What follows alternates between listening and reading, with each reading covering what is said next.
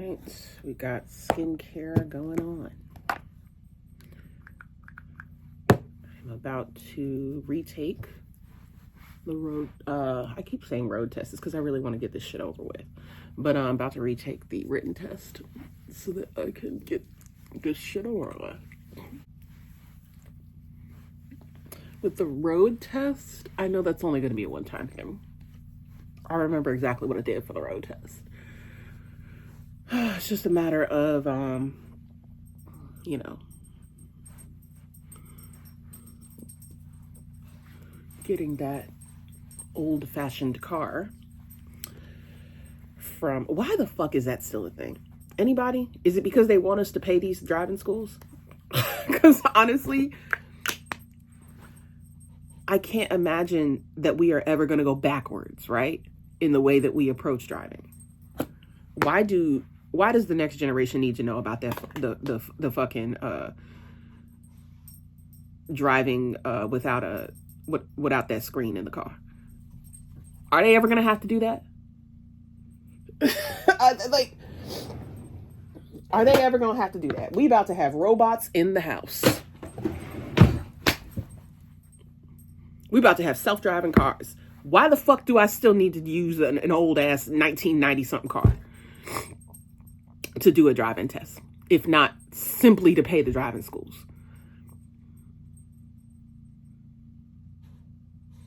Anyway, girl, let me find that lip oil I've been using lately. Yeah. So I was gonna have a protein shake this morning. I might still do that. I don't know.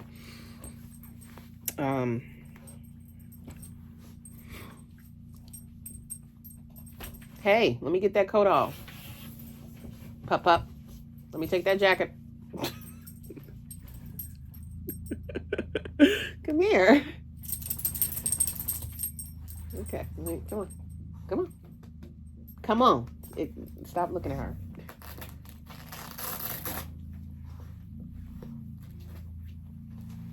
You and that tongue, I swear. You're always licking at that. Always licking like crazy. Gimme. My mama swear he cold. Anyway. I have just edge control in my hair. Hey. Stop being rude. Stop being mean to the puppy. Okay? I know he gets on your nerves. I know. She's like, when's he leaving? Oh. Right. Just try to slick it all down. I got a lot of split ends, girl. Thanks for the compliments on my hair. It's a mess. It's just that when your hair is curly, it's harder to notice that fact. Yeah, it's got a lot of split ends and stuff, but whatevs. So here I go. Wish me luck, friends. I'm going to go ahead and take that written test. I've been practicing. Stop. Thank you. I've been practicing on the DMV app. And I've passed each test I've taken, which has been about 9. So hopefully I could just, get through this. I logged onto the RMV to retake the permit test. And I cannot do that because I have a license up for renewal. I know that. But I have to take the permit test to get the license renewed, right? Already paid all the shit. Y'all know that. Their website is ass. So I'm about to get dressed and I'm gonna go to the registry to take the written test in person. I'm literally bringing every single type of identification with me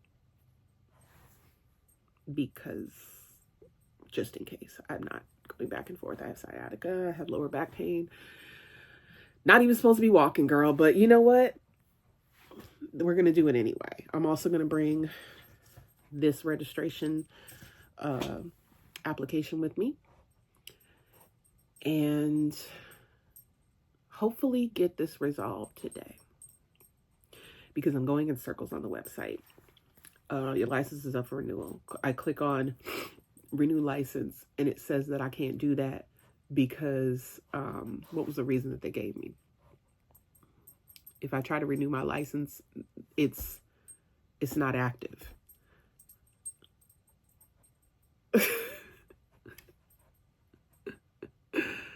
Try to schedule a road test. I can't do that because I don't have a permit.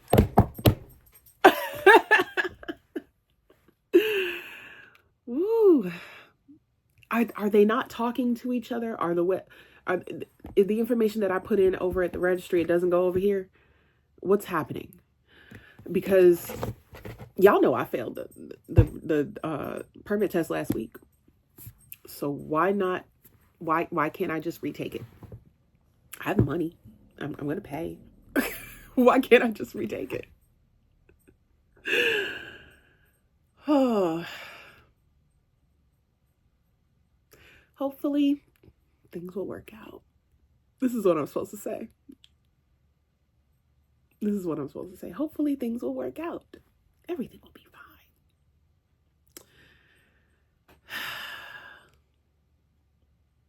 Let me go get dressed and go do what I need to do. I'm back. Calcium chew. Passed. And now I just need to figure out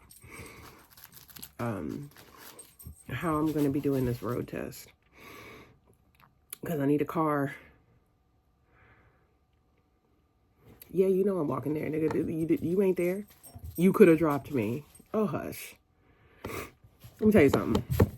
I'm going to tell on the nigga, because here we go.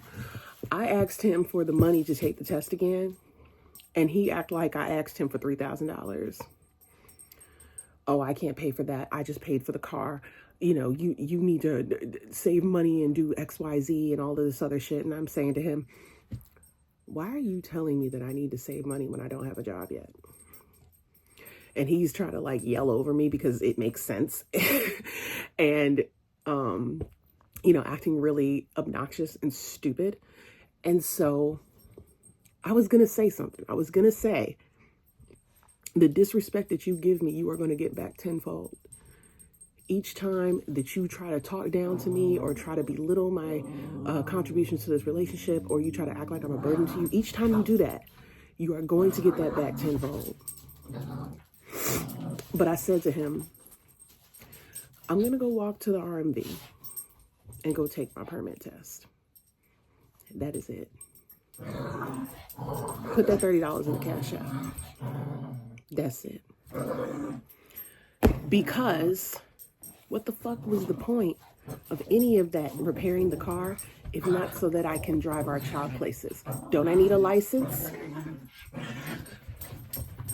I know you have it. I know you have way more than you tell me, because you're not good at hiding anything. I could have snatched the shit all on my own and went down there. I really could have. Okay? You're lucky I'm not the person you act like I am, Bookie. Next step is to get this driving test taken care of.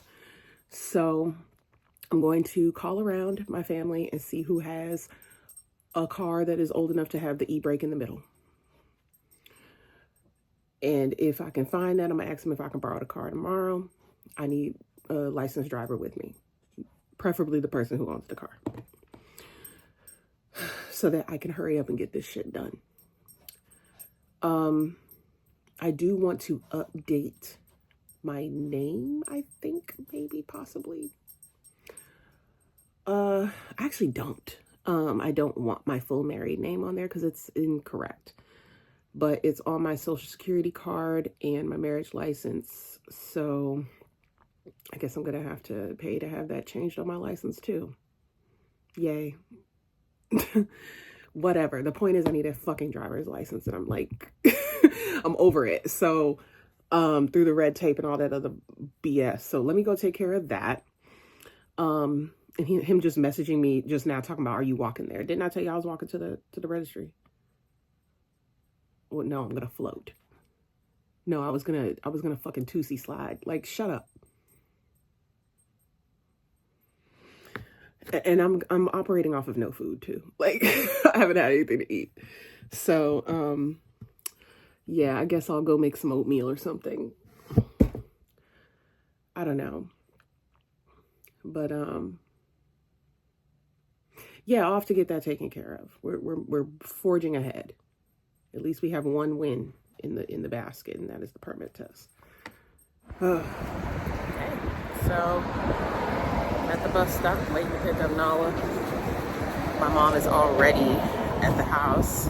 We're supposed to be going with her this weekend because Nala's getting her hair done, and I'm going to be helping her put together some furniture she got in the mail. Bella's in heat, and the lady that I met at Trunk or Treat with the 7-pound red toy poodle, we're trying to come up with a time where they can meet and possibly mate. Because like I said many times, Bella is completely disinterested in Shanko as a mate. She does not like him. She does not want him. She is completely disinterested. And so I noticed that she does seem to really like the toy Yorkie, but he's too old. And so we're gonna see if we can make something shake with the toy poodle. And because he's a red toy poodle, I'm really crossing my fingers that one of her puppies is red. Because if it is, it's mine. Like, I'm keeping it. I don't care if it's a boy or girl. It's gonna stay with me. I really want a red one. So anyway, like I said, I'm waiting to pick up Nala. And my mom wants to know, what I want to do for my birthday. And so I said, at first I said I wanted to go to the hibachi place over here in Fall River, but she suggested, because most of our family lives in Boston or near Boston, to, do it over there. And I was like, oh, whatever, that's fine. So I found this Korean barbecue place that's kind of laid back. It has like ample seating and stuff like that. And I called them up and they're super friendly. So I said about 15 people. And my mom's like, well, what if it's more than that? And I'm like, and when I tell y'all I'm an introvert, I'm not playing. It ain't gotta be it. I don't want that many people because, my family kind of act a little funny about the bill and shit. And I just don't like that. I don't understand why we can't just give all the money to somebody. You know what I'm saying? Be a Cash App or whatever. Just give it to one person and let them pay. You know how much you spent, add in the gratuity and leave it there. You know what I'm saying? Like, let's just be fucking normal. But anyway, I just don't want it to be a lot of people because I don't want to wait on a bunch of people, and I don't want people being late and kind of messing up my seating time and all of that. My mom asked me, did I want a cake? I was like, not really. I don't want to have to carry cake home. I'm not really that big into cake these days. And then my uncle asked me, hey, so how do you feel? You're almost 40. And I gave the most honest answer. I said I feel miserable and like I failed at life. But we're here. Now, is that the truth of my life? No. Right? Like, maybe that's not the truth, but that's how I feel. And that's what I was asked, so that's what I said. I'm not where I want to be. I'm not happy.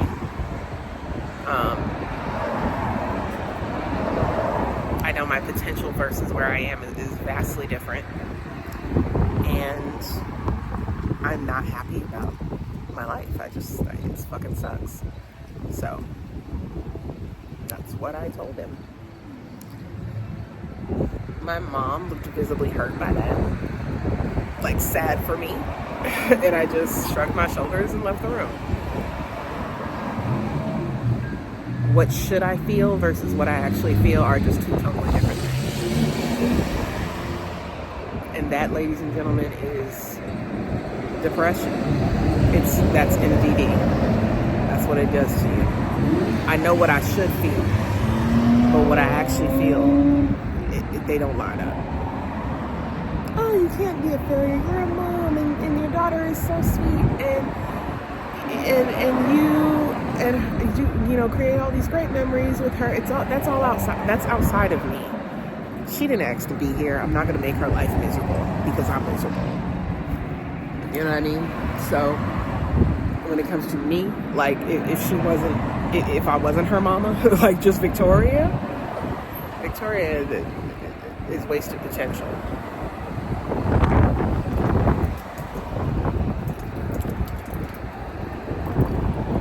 And all I can do with that is continue to try.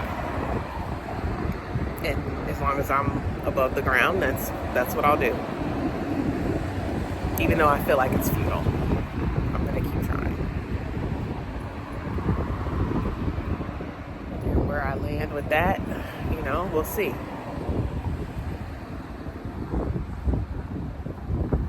My mom said she wanted to do something with Nala this weekend. I don't know what that's gonna be, but I can tell you already I ain't participating. I don't want to. But I will just let them enjoy each other because I'm with her all the time, y'all. I'm with her all the time. And I need a break. So I'm going to just kick back and let the two of them hang out. I think that's the best way.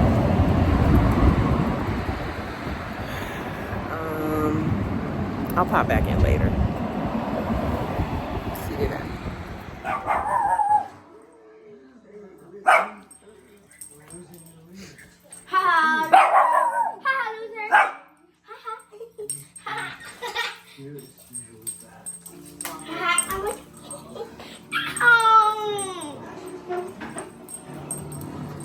Shingle, stop! Elton almost drowned in sleep. What? I was told I can't have kids. With all you see, you Stop! wrap your head around here. You want to sit in the chair? No, she likes playing with him. You did right. You told him to stop. Oh, well, Oh, on the side. I'll do it. Right over there. Now I'm putting this on the door. Why was she screaming? Because she can see the cicadas on her, but they can't see it. Come here, Shingle. Come here. You listen to me, Sonny. You listen to me, Sonny.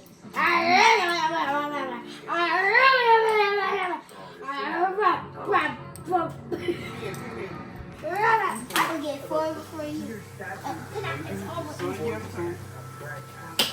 oh! That was lucky. Three different. Wait. I got two. You got three. Yeah, two, 3. I could just reach over there and you have no idea. Oh, dang it. I gotta get her. No, Yep, that don't count. Don't be letting me do anything. You just let me get yeah, because I want to be certain. Hey, what's up? I have a sty. I have a sty right down here.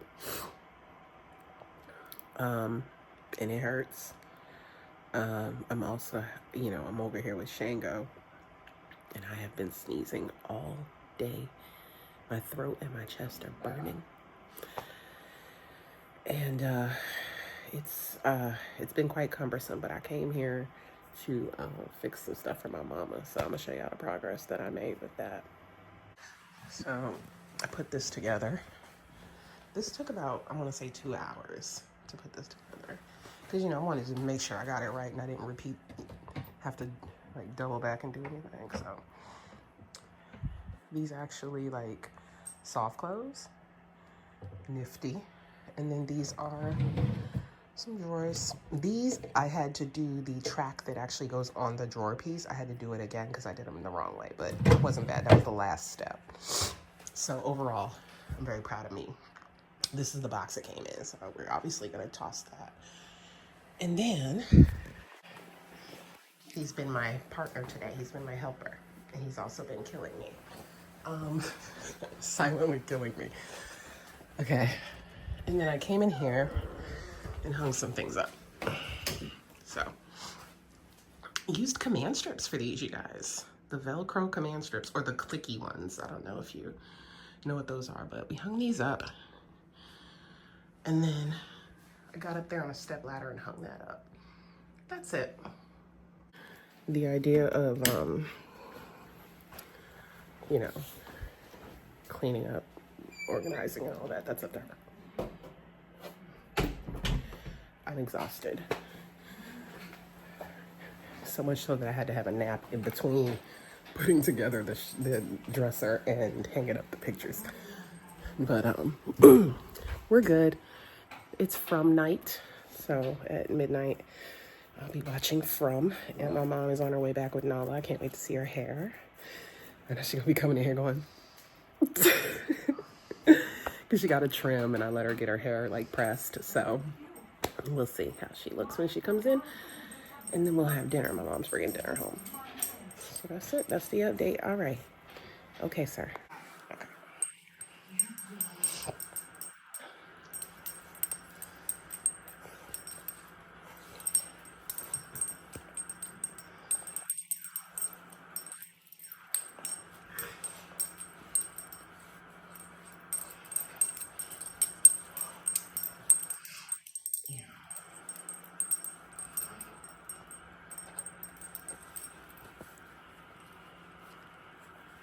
Take it. Thing only. Look at you. I get to only open one thing from my toys. Oh, okay. That's what. Remember you saw Rosanna the World doll? Uh-huh. I got one. And I have a black one. Oh, okay. This is the only one I'm going to open. Maybe said I only get to open one. Okay. What did I say? I only get to open one toy. What else did I say? And you said I have to look consistent. And I said what? You could either open one of those in the ballies or the link in the ballies. Isn't that what I said? So you still get ballies. That's more than one toy, isn't it? Yeah. Why did you get her two of those, or is one of those I for got her somebody two else? of those, and I got her this and this thing right here. It's so new. Oh, okay. You got another picture. And she can only open either that in them ballies or this in the ballies. Yeah. What you gonna do? So are you gonna open the Pixling or the LOL? Okay. Okay. Let's open it. Well, it sounds like. No. And there's 4 Hold of on, them. Nola. Your Hold mommy on. gotta eat. Hold on. Your hair looks And adorable. she gotta wrap her hair. Come here. Shango. Let me see. Come here, sugar. Go like this. How do you feel with your first press? What's that? Danielle said that you gotta keep her hair from being pulled on the edges because that's breaking her hair off. Okay. And she said either when you get it braided, protected,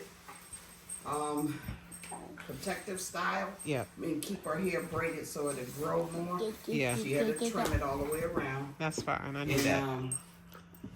for now, we're gonna try to get her hair done till the end of the year. Yep. Starting in January when you get it braid or box Mom. braids or crochet or whatever.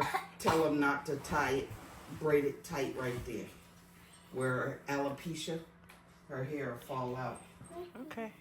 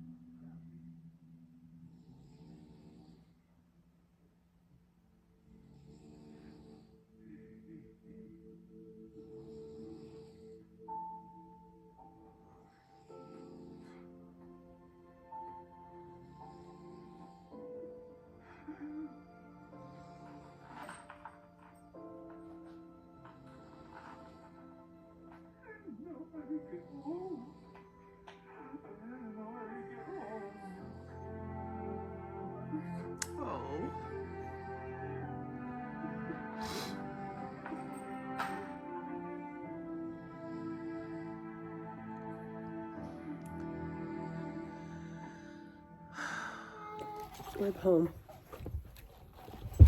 I got my hair done, so I have to put this on. So my Temu, one of my Temu box orders came, and it's Nala's new lunchbox, bento box, and bus tag for school. My not pretty when she broke it. So we've got a My Melody and a cinnamon roll. Because Nala needs a bus tag for her backpack and for herself. So we got 2. I'll use this for my backpack and then use this. So this is what they look like. They're clear lanyards with this like. Mommy, can I wear both? Because you can wear both. I'll just keep the one in the same thing. Mommy, I want to wear these both on so they would know. This is pretty much the same one she had before. But I just didn't get the My Melody one. So it looks like this. It's big. It's more of a like a pail almost, like a lunch pail. And my bento box come with sticker. Yeah, we'll get to the bento box in just a minute. Let me just finish explaining this part. So that's the snap top. this, yeah, that makes sense. Snack top, as she put it. So this top bit here, and it's insulated at the top. So that's enough room for like, I don't know. It's a decent amount of room. So in case you need to separate parts of the food, or just put snacks up here and then put the main food at the bottom, stuff like that. And then here's the bottom portion of things. That's about how big it is. So it's just 2 compartments, not bad. She can carry it like a pail once it's all zipped up.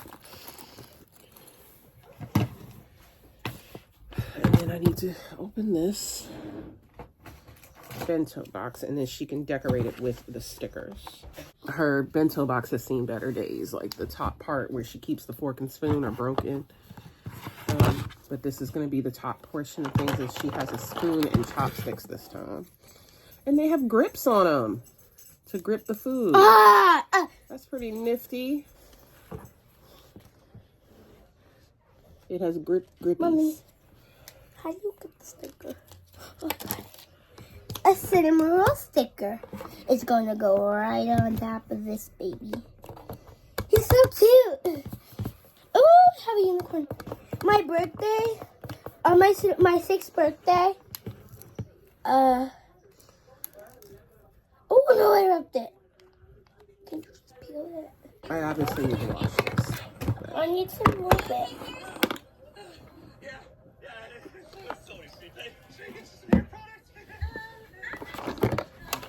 Is Bella still in heat? Mm-hmm. Why is her diaper not on? She's fine, Nala. So it's got a good amount of space. That's a little bit smaller as my old bento box.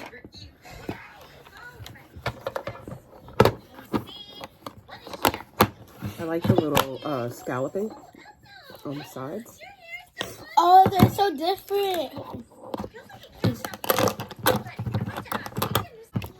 Okay.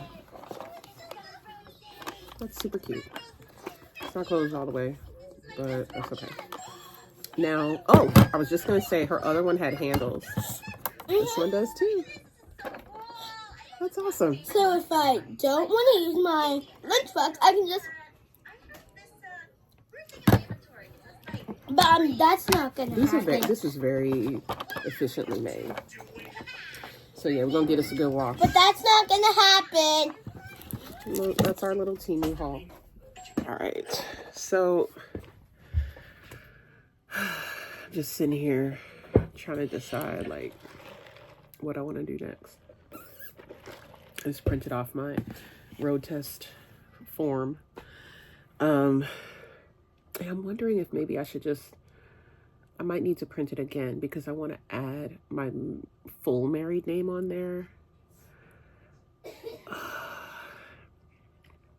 I don't know if I need to do that or if I need to, like, I don't know. They're saying that everything has to be exactly the same. And it's kind of annoying me because why can't I just put that my previous name was this?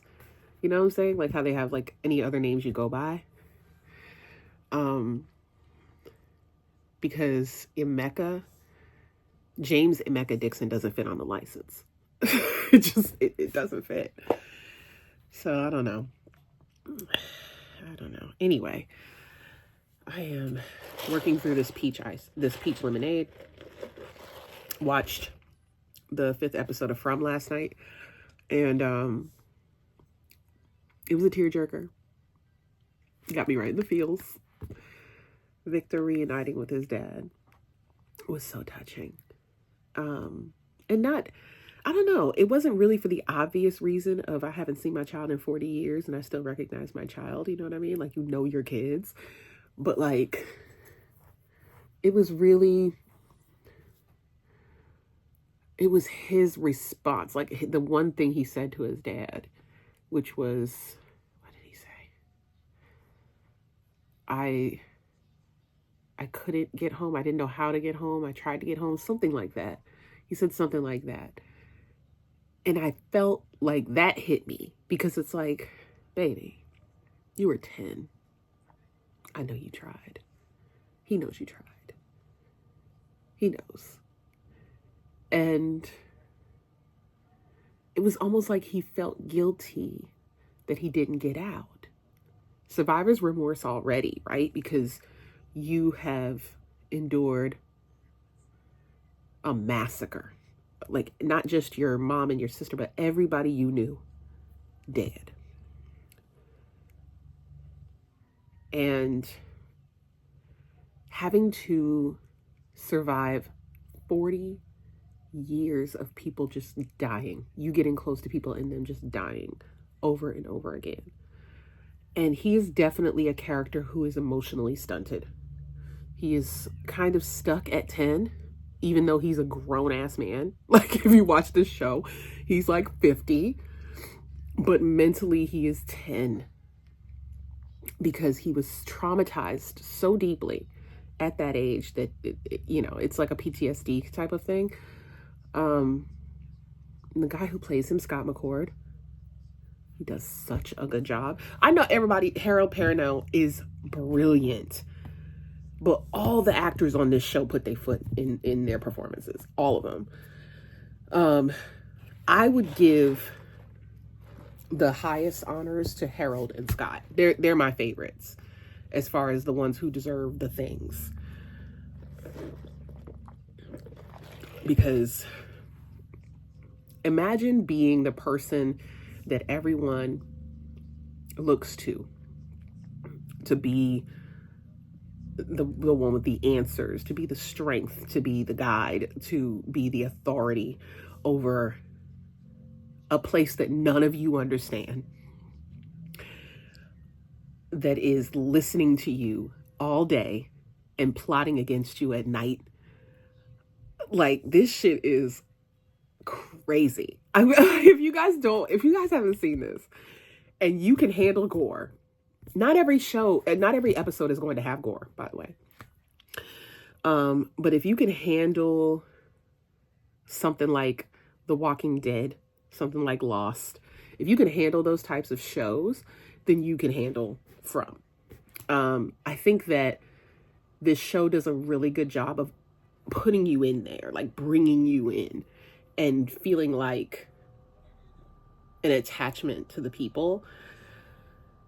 And it's exciting. You want to know what's going to happen next. And you are waiting on the answers because they're not giving it to you in binge mode.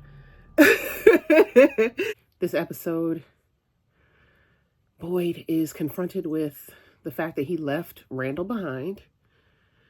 And Randall survived. Of course he did.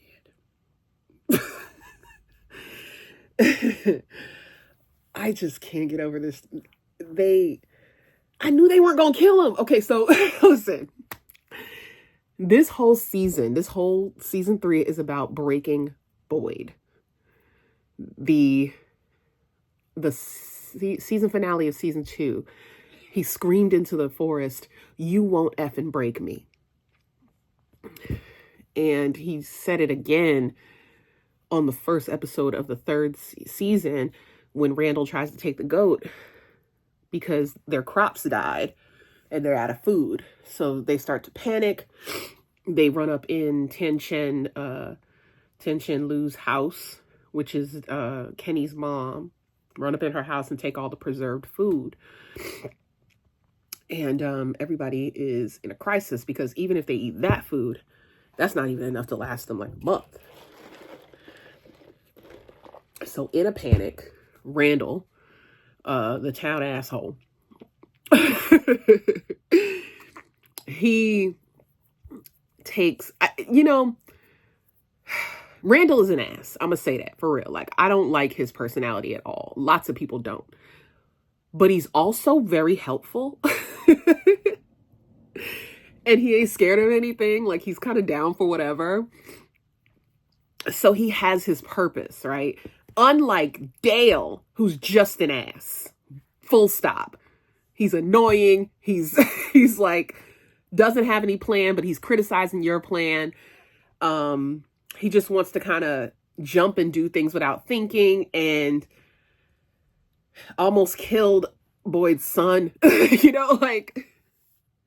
and his irrational behavior. It didn't register to him that that's exactly why you almost killed him, because you're irrational and you just make these like freaking split-second decisions that don't have any thought to them, but you want to complain about everything, you freaking jerk. So he's like him, but he's helpful.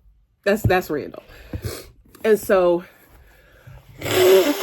Randall tried to steal a goat so he could eat.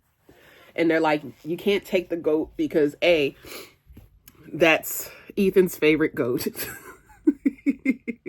Ethan's the baby of the village. That's his favorite goat. And 2, we need the goat milk, friend. Like, don't kill the goat, because once we kill him, we lose a resource. And so they're like, let's take our time, let's breathe, let's, I understand that everybody is panicked right now, but we can't let this place break us. He says it again. The only way we leave here is together. Let's, remember that these chickens and goats and cows are a resource. They give us food besides meat. So we need to ration them. Give me back the goat. Stop tripping. Go back to your bus. And so I'm getting to the whole like Randall betrayal thing.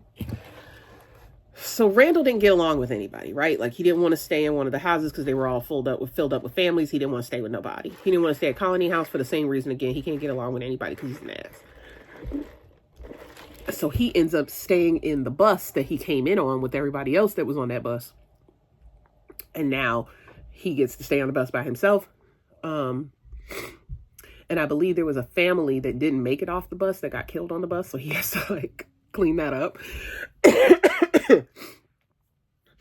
And so he sees the monsters every night because he doesn't have curtains to draw.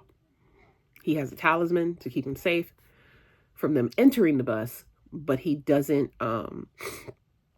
get a respite from seeing them. And it's like watching corpses walk around. Fresh corpses, but corpses nonetheless. It's like watching them walk around, and they repeat the same patterns, according to him, when he talks to Boyd about it all the time. They go to the same spots in the town, and they kind of just like, do until the morning. Unless they catch somebody and then they eat them. This pattern is interrupted when Tabitha comes back on an ambulance to the town. If you're watching the show, that will make sense. I'm not going to explain it because that's not the important part here. When Tabitha gets back, he tells Boyd, because they're like staking out to watch the behavior of the creatures. And he says, they're usually out here by now. Something's up. Usually so-and-so's over here by the merry-go-round. Somebody sits over there on the swing. That nurse always stands by the bus and hums to me for 10 minutes, trying to get me to lose my mind, like all of that. And so he said something's going on. And there is something going on. They know that Tabitha is on her way back. How do they know? My theory is that they are the crows during the daytime. And they saw the ambulance when it arrived in front of a fallen tree in the road. They all flocked over there and they're doing their caws. And I think that's when they knew that it was her, because she got out of the ambulance, so they saw her. And so they planned the ambush to create a state of panic and try to get the people to come out of the house again. One of them calls, or an entity, I wouldn't say that it was one of the creatures. An entity calls the Matthews family's home. Little Ethan answers the phone. The voice pretends it's his dead brother, Thomas. Thomas died at 6 months. They don't know that because it didn't happen in the town. But they're pretending to be his brother. Mom's in trouble. She's coming on an ambulance. You have to be brave. He's like, who is this? It's Thomas. No, who is this really? Dad answers the phone. Leave my kids alone. The voice says, they're not your kids anymore.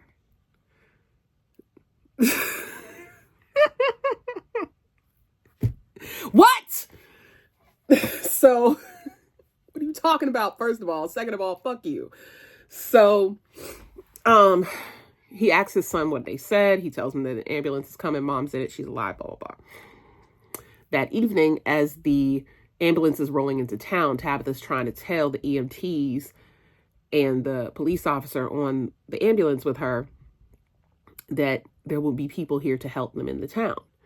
They don't believe her. They think she's hysterical because they don't know this place and they don't understand how she would know this place because they were all the way in Maine. You know what I'm saying? Like, what is going on?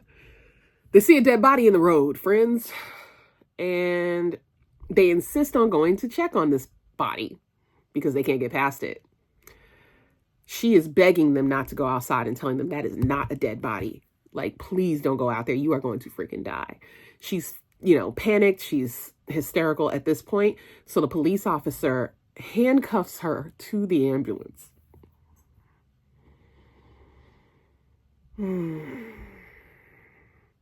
I hate this woman. I hate Officer, what was her? Acosta. I can't stand this woman. Oh my goodness, she has not redeemed herself yet, okay?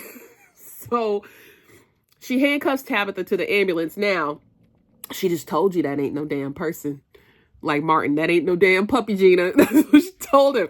And so you have now put her in danger with no hope of escape because you have handcuffed her to the ambulance. And also left Frank, who is the man that she met when she was in Camden, and is Victor's father. Child, he's got a concussion. He passed out on the gurney. So the two of them are back there completely helpless. And she done opened the door and all this other shit. And so meanwhile, the EMTs just got completely sliced up and killed by this creature that was pretending to be a dead body in the road. She sees this, panics, and tries to shoot the creature. Now the creature is in its final form. And she's trying to shoot it, and it's not reacting, but she's still shooting. Bam! You're in a state of shock. Run? Like, Mans is coming up behind her. She turns around, shoots him. He don't react. Listen, it only take one time. Please understand me. It's only going to take me one time to see something that don't look human all of a sudden for me to shoot it and it doesn't react. I'm running. Me, my fat ass, I'm running with my bad knee. I am hobbling the fuck out of here, okay?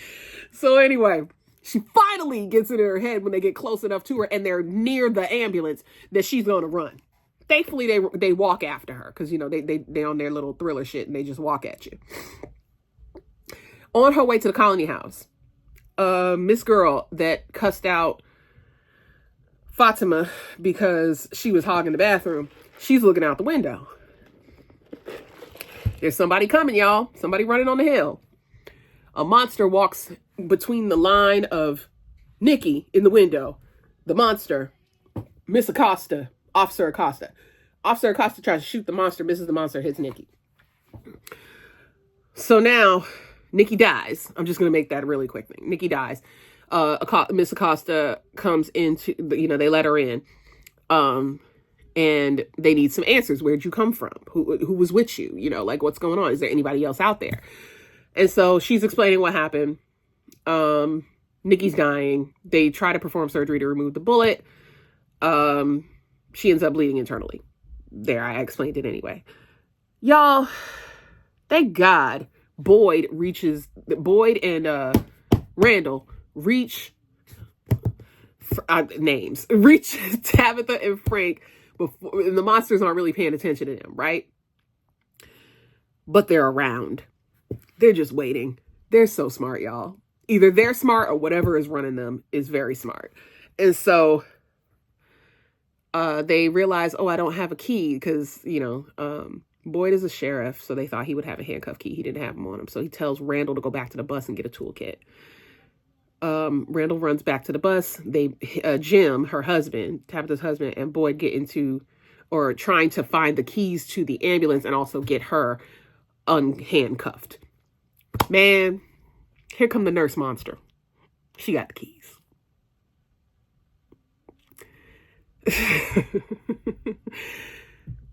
They are really messing with this man. They go, looking for these? So she has the keys. Take them.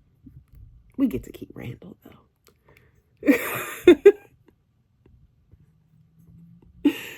Boyd is about leaving no man behind because he's military. He's former military. And Randall he's a jackass, but he is not a bad person. You see what I'm saying? Like, this isn't an easy answer. This isn't Dale. We would have left Dale. You guys. I'd have left that motherfucker so quick. Not a second thought. Snatch, gone. Bye. Okay. But Randall is not a bad person.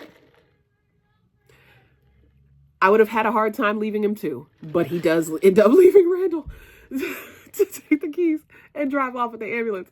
And he is so pissed about it. And Randall sees him leave.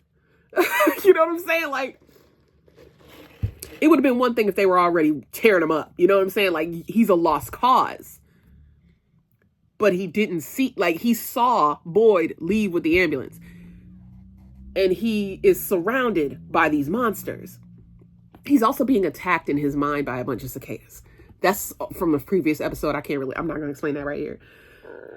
So he assumes that he just signed Randall's death certificate, because the first time this sort of thing happened with an ambush from the creatures, he had to watch somebody die. So I think that was also a part of his decision here, is that I don't want to see it again. You know what I'm saying? Either I risk one life or I risk a bunch of lives. And I think that's really just the decision that he had to make there. I think most of us would have made the same decision. Could he have backed the ambulance into the creatures? Sure. He may have killed Randall anyway. You know what I'm saying? I don't know. It's hard to say what you would do in that sort of situation. So it's hard to say if his decision was the right or wrong decision. In my opinion, it was the right decision. So they make it to Colony House. They get everybody in the house. Then they, that's when Nikki dies, like right before they get there or whatever, or right after they get there. Acosta has to deal with the fact that Tabitha told your ass, okay, now take these handcuffs off me, ho. And then she also almost gets her ass beat by Boyd because she killed somebody her first night. You know what I'm saying? Like, and he's also dealing with the fact that he just left somebody for dead. Like, it's just a bunch of shit. It's a bunch of shit. Finally, at the very end of the scene, the ambulance lights come on. And they see out the window that Randall was left on the hood of the ambulance. And he is alive. Baby, they playing chess. They are playing chess. And this is the championship round, friends.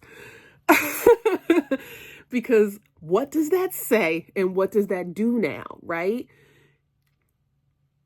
You left me for dead. Everybody else sees that you left me for dead. Mr. Leaderman, can we still trust you? Right? Boyd, dealing with the guilt of that, dealing with the stress of the constant, continuous stress that he has over this past year and a half of trying to keep people alive, of constantly watching people die, of having to, keep it together for everybody else. I know for a fact that I could never do this. And this isn't ever going to really happen. This is all fictional. This is science fiction, horror type stuff. But like, just imagine yourself in that position, what you would do. Like, what would I actually do? How would I react? What would be like, could I handle this shit? And the answer for me is no.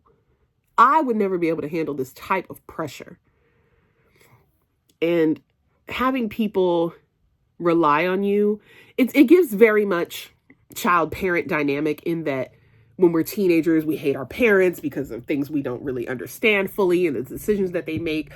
All we know is how it affects us and how it makes us feel, and we never see what that does to them. So this most recent episode was really kind of a tipping point for the town, because not only did all this shit happen last night, but Tabitha managed to get out of this town and come back. How the hell did you get out here? You know what I'm saying? Like, everybody is on edge. Everybody is like, girl, give me some answers. Let's go right now. Let's get out of here. Friends, most of you have been in this town long enough to know that this place is not going to just let you leave. Okay? And that's what Boyd is trying to explain. But because of the lack of trust at the moment in him as a leader, ain't nobody trying to hear that. And Dale, especially, is like, fuck your rules. Fuck you as a person. Like, he is just over it, right? You said there was a tree with a hole in it I could get to. I'm going into the forest to go get to that tree that you went through to get home. And I knew in that moment that he wasn't going to make it out of there. I knew it. He wasn't getting nowhere. Because these trees, these magic trees, take you where they want to take you. It's not up to you where you end up when you step through that hole. You never end up in the same place. It's a portal, but the portal is determined by the town, by Fromville. It's not determined by you. It's determined by what they believe is your purpose. And your purpose, Dale, is nothing.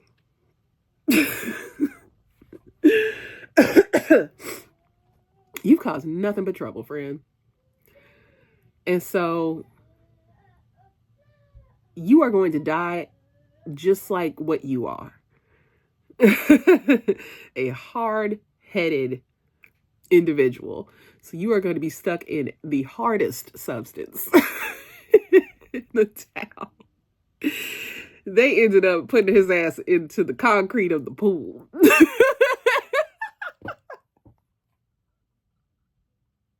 I ain't shit because he died. But listen, this has been my favorite death so far. I have been waiting for this man. And I bet he is a very nice person. Usually people who play really great assholes are super nice. But God bless Boyd. I swear he was going to put him out of his misery before he died. And this was the opportunity for him to regain his power back as the leader. And I think that he did exactly that. I think the town set it up in this way for him to regain his power as the leader and to restore their faith in him. Because he tried to tell this man before he left the diner that it's not that simple. These things are temperamental. You don't know where you're going to end up. Please think about this. Let me explain things to you, etc. He didn't want to hear it.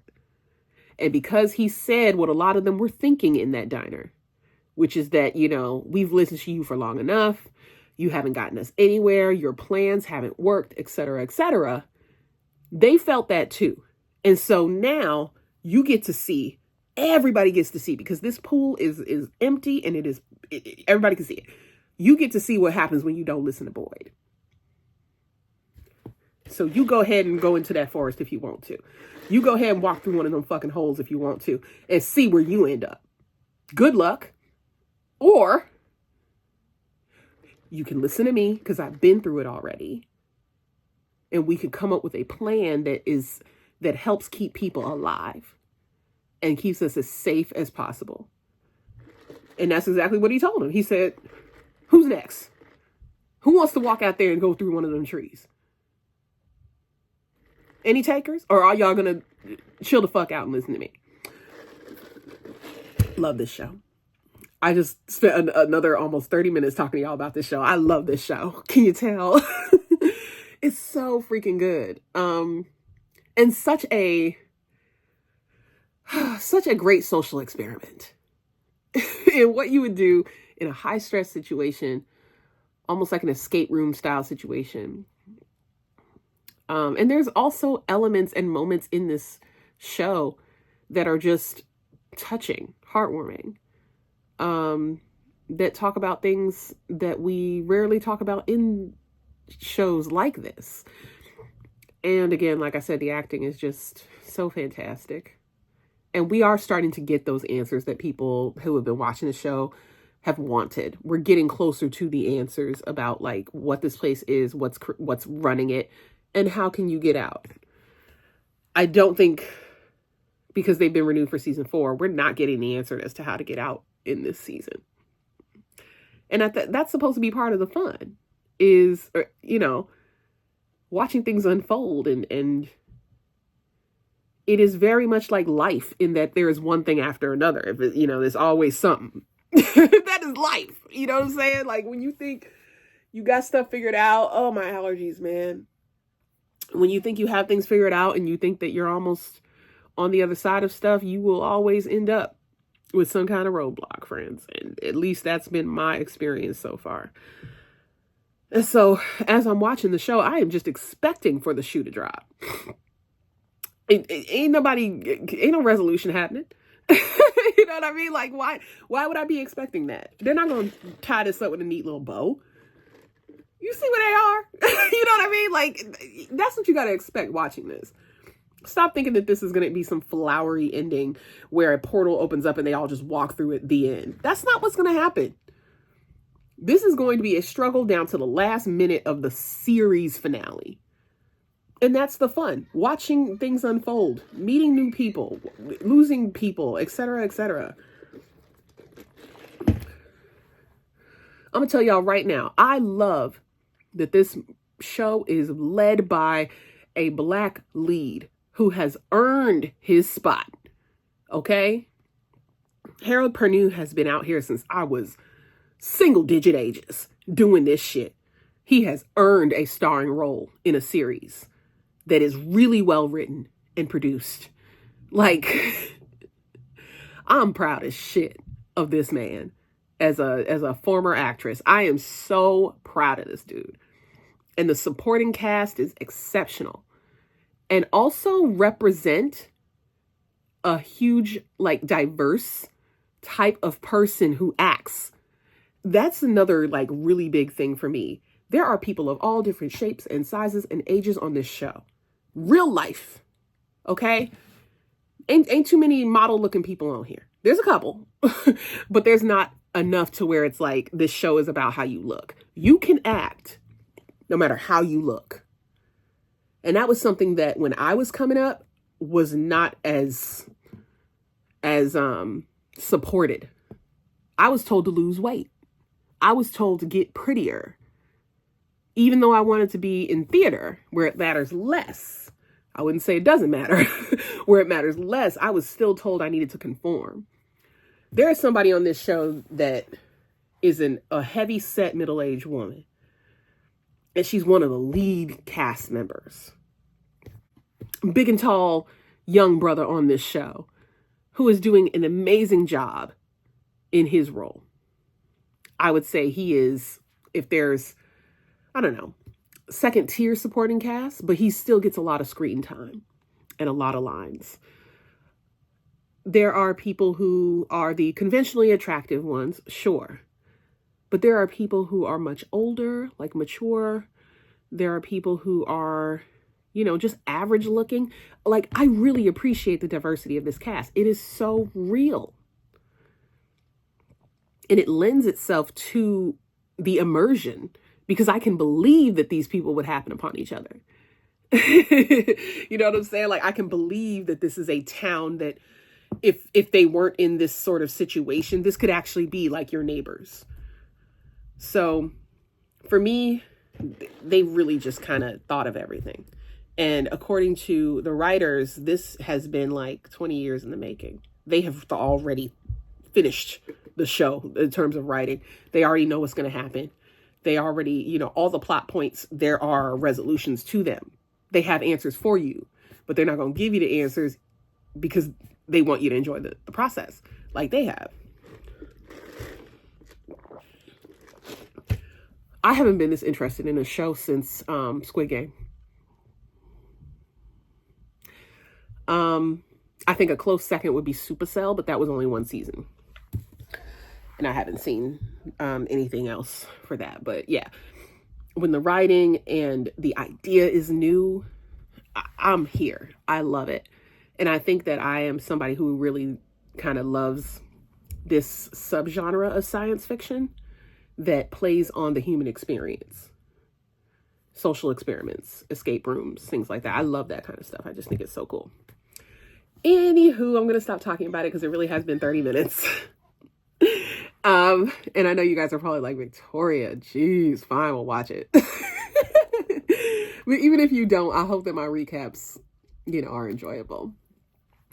And that's going to do it for now. I'm going to go ahead and probably lay down because I don't feel good. I'm getting a cold. I'll see you guys later. Face palette. I'm going to use a Sonia G blender brush. I'm going to go into this lightest Just made a salad. matte shade. It's my lunch. And just apply this. Oops. It's a lot of product. I really don't have much of an appetite, but I know I need to eat something healthy because I'm not feeling well. Let's take my car. Very serious, like brow highlight there. And I'm That highly background, irritable. I use some T05, one of my favorite liner brushes. Highly I'm gonna irritable. stamp So in this deep matte shade here. I'm gonna eat this. I'm gonna drink that entire thing right I there. have quite a bit of fallout from that. And then Glary because shade. my cousin just called me It's and I had to very pretty, reschedule my but road test, This is slightly problematic. I I'll guess you wanna probably do your do eyes first. my MAC campaign tomorrow This deep shade makes a great and probably edit this eyeliner, vlog though. and Really pigmented. That's nice. pick the next vlog, pick that back up after my road test and give you guys an update on Eye that color from quad there. and a flat diamond. So I think we're gonna end things I here, really like friends. it. The color combo is unique. I'm still Like very this much one. in my depressive episode. Very surprising how like the warmer and the cooler And tones like still work really, very really well much together. in I had my the same surprise with that pit little of despair, but Manufacturer I'm very much palette. enjoying Well, From. that is gorgeous, and I really like the way these I think that's the only thing I'm excited about these days. Fallout. That I don't like. But yeah, we're gonna eat some roughage, and I'll Alrighty. see you guys in the so next I've one. got, Bye.